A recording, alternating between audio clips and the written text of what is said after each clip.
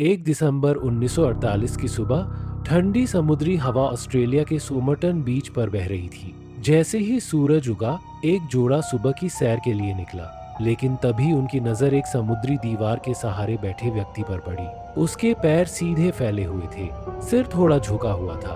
पहली नजर में वह सोता हुआ लग रहा था, लेकिन जैसे ही वे करीब पहुंचे, एक खौफनाक सच सामने आया। वह सांस नहीं ले रहा था, वह मर चुका था। जब पुलिस पहुंची तो उन्हें यह मामला बेहद अजीब लगा। उस आदमी के पास कोई पहचान पत्र, कोई बटुआ, कोई पासपोर्ट नहीं था। यहाँ तक कि उसके कपड़ों पर एक भी लेबल नहीं था।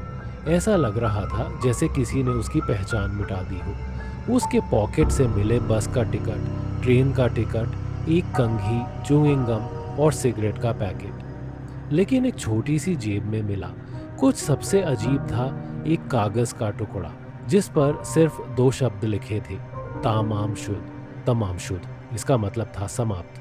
पुलिस को जल्द ही पता चला कि यह शब्द एक प्राचीन फारसी कविता द रबायात ऑफ ओमर खयाम से लिया गया था। लेकिन यह कागज कहाँ से आया था? एक सार्वजनिक अपील के बाद एक और चौंकाने वाला खुलासा हुआ। एक आदमी को अपनी कार की पिछली सीट पर यह किताब मिली जो किसी ने खिड़की से फेंकी थी, ठीक उसी समय जब यह मौत हुई थी। जब पुलिस ने किताब की जांच की तो उन्होंने देखा कि जिस पन्ने पर तमाम शुद्ध लिखा था वह फटा हुआ था। लेकिन इससे भी ज्यादा डरावना यह था कि किताब के पिछले कवर पर कुछ अजीब संकेत और गुप्त कोड लिखे हुए थे। क्या यह एक जासूसी संदेश था या फिर किसी गहरे रहस्य की निशानी? इस गुप्त कोड को कॉड ब्रेकर्स, सेना के विशेषज्ञों, यहां तक कि FBI और MI5 ने हल करने की कोशिश की, लेकिन आज तक कोई इसे समझ नहीं पाया।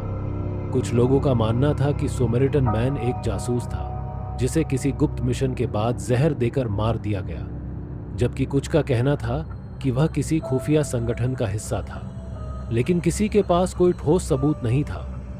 कुछ दिनों बाद पुलिस को रेलवे स्टेशन के क्लॉक रूम में एक भूरा सूटकेस मिला।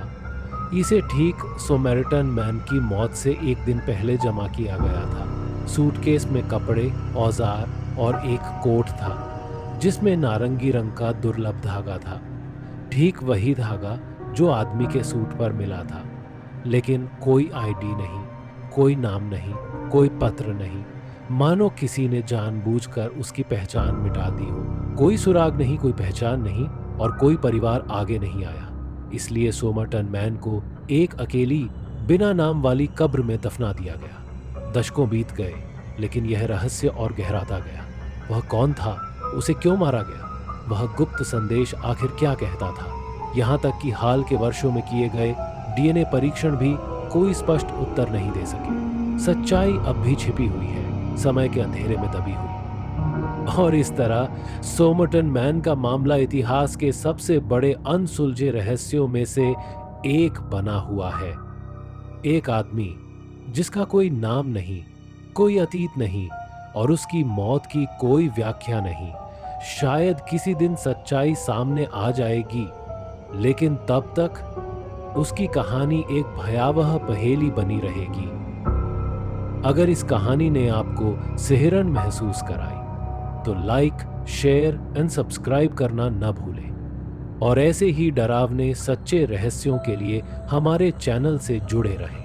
और याद रखें, कभी-कभी सबसे डरावनी कहानियां वही होती हैं जो सच्ची होती हैं।